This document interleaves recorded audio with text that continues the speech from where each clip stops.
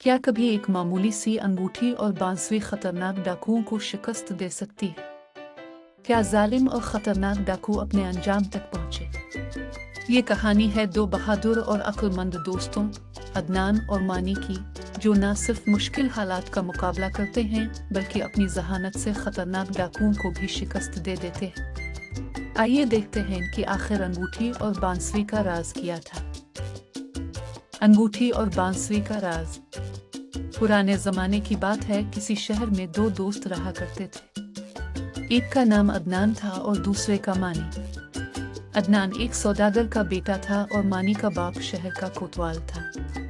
अदनान तिजारत के कामों में अपने बाप का हाथ बटाता था, जबकि मानी फिर सिपागिरी सीख रहा था ताकि शाही फौज में शामिल होकर अपने मुल्क की खिदमत कर सके। यूं तो अदनान तिजारत का माल लेकर अपने बाप के साथ ही सफर पर रवाना होता था, मगर एक मर्तबा ऐसा हुआ कि जब वो अपने बाप के साथ सफर पर रवाना होने वाला था तो उसका बाप बीमार पड़ गया। बीमारी की वजह से वो काफी कमजोर भी हो गया था, इसलिए उसे आराम की जरूरत थी। अदनान ने सोचा कि इस मर्तबा वो अकेला ही तिजारत का माल लेकर निकल जाए। उसके इरादे की खबर मानी को मिली तो वो भी घूमने फिरने की गरज से उसके साथ हो लिया। उनके सफर पर जाने की वजह से उनके घर वाले फिक्रमंद हो गए थे, क्योंकि उन दिनों बहुत ही खतरनाक और जालिम डाकुओं ने लूट मार मचा रखी थी। वो सुनसान जगहों से गुजरने वाले काफिलों को लूट लिया करते थे और अगर कोई मुजाहमत करता था तो उसे कत्ल भी कर देते थे। दोनों दोस्तों ने अपने घर वालों को तसल्ली दी और बैठकर ये मंसूबा बनाने लगे कि खुदा न खास्ता अगर कभी उन्हें डाकुओं ने घेर लिया तो वो क्या करेंगे। सफर के दौरान उन्हें किसी किस्म के खतरे का सामना नहीं करना पड़ा और वो बड़े आराम से उस मुल्क में पहुंच गए जहां अदनान को अपना तिजारती माल फरोख्त करना था। चंद ही रोज गुजरे थे कि उसका सारा सामान फरोख्त हो गया। इस तिजारत में इसे बहुत फायदा हुआ था। वो दोनों चूंकि जिस मकसद के लिए आए थे वो पूरा हो गया था, इसलिए उन्होंने अपने घरों की वापसी की तैयारी शुरू कर दी। उन्होंने अपने घर वालों के लिए बहुत से तोहफे तोहफे भी खरीदे थे। सफर के लिए उनके पास उनके घोड़े थे। अदनान के घोड़े पर दो चमड़े के थैले लटके हुए थे जो सोने की अशरफियों से लिबालब भरे हुए थे। ये अशरफियां उसे अपना माल फरोख्त करके हासिल हुई थी। मानी घर से 2000 अशरफियां लेकर निकला था ताकि सफर में उसके काम आ सके। उसकी तकरीबन 1500 अशरफियां तो घर वालों के तोहफे तोहफे खरीदने में खर्च हो गई थी और अब उसके पास 500 अशरफियां बची थी। उसकी अशरफियां और तोहफों के थैले भी उसके घोड़े पर लदे हुए थे। 2 दिन और 1 रात की मुसाफत के बाद वो अपने मुल्क में दाखिल हो गए। अब उनका थोड़ा ही सा सफर बाकी था, जिसके बाद वो अपने घरों को पहुंच जाते। अचानक उन्होंने सामने से धूल उड़ती देखी। उनके कानों में घोड़ों की टापों की आवाजें भी आ रही थीं। उस धूल को देखकर और घोड़ों की टापों की आवाजें सुनकर दोनों दोस्त घोड़ों से उतर गए और तशवीश भरी निगाहों से एक दूसरे को देखने लगे। थोड़ी ही देर गुजरी थी कि वो लोग उनके नजदीक पहुंच गए और उन्होंने दोनों को अपने घेरे में ले लिया। वो लोग शक्ल और सूरत से डाकू लगते थे। उनके हाथों में तेज धार चमकती हुई तलवारें थीं। सबसे आगे खौफनाक शक्ल और बड़ी बड़ी मूंछों वाला एक लहीम शहीम शख्स था। वो उनका सरदार मालूम देता था। उसने घोड़े पर बैठे बैठे एक खौफनाक कहका बुलंद किया और अपने साथियों से बोला, शक्ल से ये लोग अमीरजादे लगते हैं। सारा माल इनसे छीन लो, मुजाहमत करें तो कत्ल कर दो। अदनान और मानी माहिर तलवारबाज थे और बहादुर भी बहुत थे, लेकिन इतने बहुत से डाकुओं से वो लोग हरगिज नहीं जीत सकते थे। अदनान ने डाकुओं के सरदार से कहा, हम 2 हैं और तुम लोग बहुत सारे। अक्ल का तकाजा है कि हम तुम्हारा मुकाबला ना करें। तुम हमारा माल ले लो और हमें जाने दो। डाकुओं का सरदार एक मर्तबा फिर बुलंद आवाज में हंसा। फिर उसका इशारा पाकर उसके 2 साथी घोड़ों से उतरे और उनकी तरफ बढ़े ताकि उनके घोड़ों पर लदे सामान पर कब्जा कर सके। मानी की उंगली में एक अंगूठी थी। अदनान के हाथ में एक बांसुरी थी। डाकुओं को आता देखकर उसने ये बांसुरी अपनी जेब से निकालकर हाथ में पकड़ ली थी। जब डाकू उनके थैले घोड़ों से उतारकर अपने कब्जे में ले रहे थे तो मानी ने अपनी अंगूठी उंगली से उतारी और इसे जमीन पर फेंककर उस पर पांव रखकर खड़ा हो गया।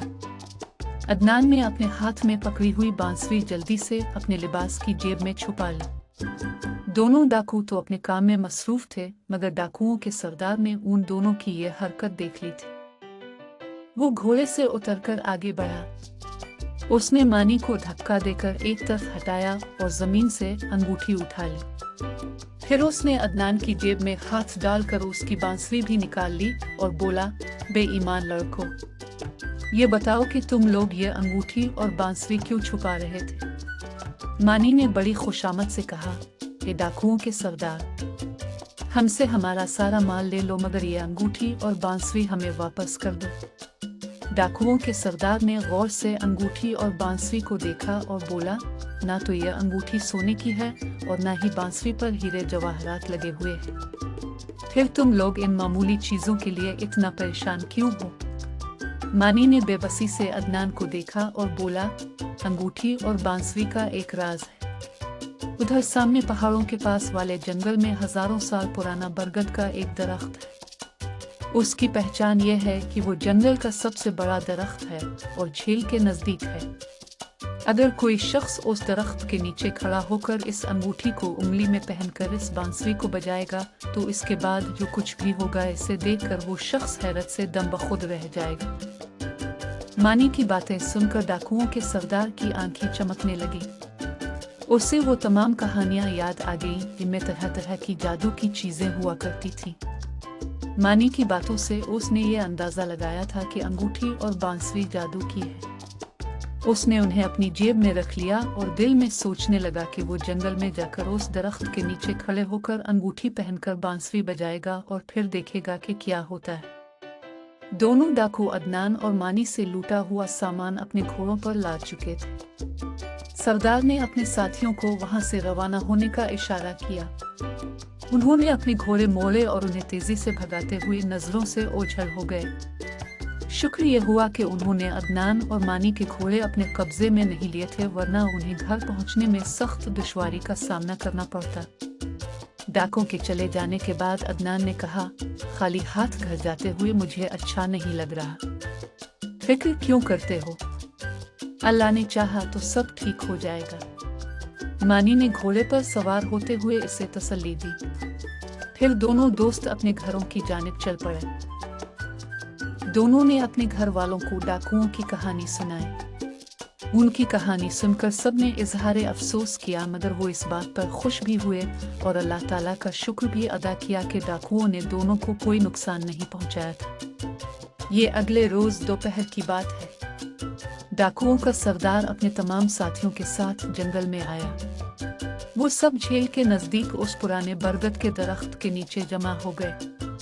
डाकुओं का सरदार बहुत खुश था कि अब अंगूठी और बांसुरी के राज से पर्दा उठ जाएगा। उसने अंगूठी को अपनी उंगली में पहना और फिर बांसुरी बजाने लगा।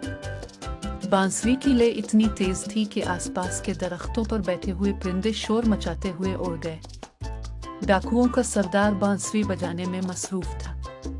उसके तमाम साथी उसे बड़ी हैरत और दिलचस्पी से देख रहे थे। अचानक करीबी दरख्तों पर से बेशुमार सिपाही कूद कूद कर जमीन पर उतरे और बेखबर डाकुओं के सरों पर पहुंच गए। बहुत से सिपाही बड़ी बड़ी झाड़ियों में भी छुपे हुए थे। वो भी बाहर आ गए। उन सिपाहियों के साथ मानी का कोतवाल बाप भी था। सिपाहियों के हाथों में तलवारें थीं। उन्होंने तमाम डाकुओं को घेरे में ले लिया। एक तो डाकू बेखबर थे, दूसरे सिपाही इतने ज्यादा थे कि डाकू उनका मुकाबला नहीं कर सकते थे, इसलिए वो बड़ी आसानी से काबू में आ गए। सिपाहियों ने उनकी तलवारें और खंजर अपने कब्जे में लेकर उनको गिरफ्तार कर लिया।